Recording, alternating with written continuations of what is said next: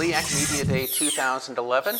I'm JJ Bain with a preview of the University of Findlay Oilers, and I'm joined by their new head coach, Rob Keys. Rob, thanks for joining us. Good morning. Thanks. And first of all, what was it that made you decide that you wanted to come and take over the program at Findlay?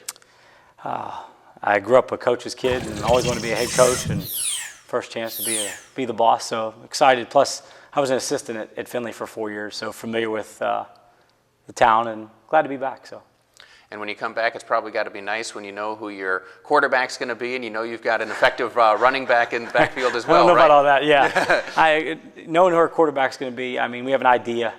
I mean, Clay Belton will probably end up being the starter, but, you know, we have 4 other kids that are going to vie for that spot come fall camp. Just like everything else, everybody's going to compete for a job on a daily basis. But, you know, really the only proven player that has had success in the GLIAC on a roster right now is Monterey Williams. That's about it. So. And he's had 2 good years running the football for Findlay, so obviously I have to think that's part of what you'll center around on offense. We'll give him the ball a little bit. Yeah. So.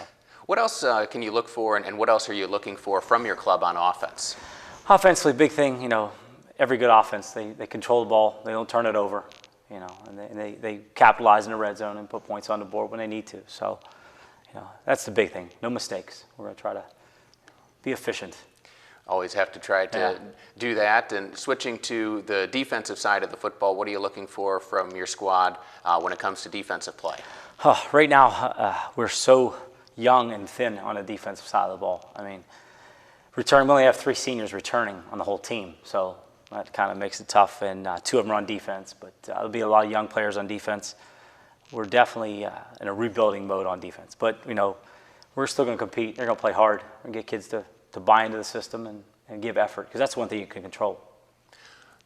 They can control effort, you can control the system. What kind of a system do you want to put in, and what do you want to build in terms of your defensive philosophy? You know, defensively, we're going to kind of shape it around our personnel, and I think our personnel is still yet to be determined, because there'll be a lot of, like I said, freshmen and some newcomers coming in that are going to be vital parts on defense. So, and I think we're going to kind of shape it around the guys that we have coming in.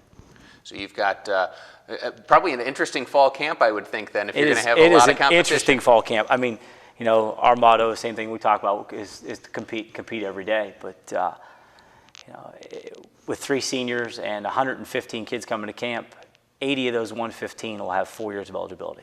I think we're have to be the youngest team in America. Have to be. I just keep watching the Michigan Fab Five, and hopefully we could do something like they did. Yeah, well, that's certainly an opportunity on the one hand, and a chance for you then to really make sure that they're the kind of players that are going to buy into your system, right? Yeah. It's a good thing, but at the same time, it's a bad thing. You know, all the coaches I've been around, you always hear the adage, we have a senior leadership. Well, hopefully we can do it with 3. Well, hopefully those guys will be able to do an effective job leading the team. We talked about offense and defense. What are you looking for from the Oilers on special teams?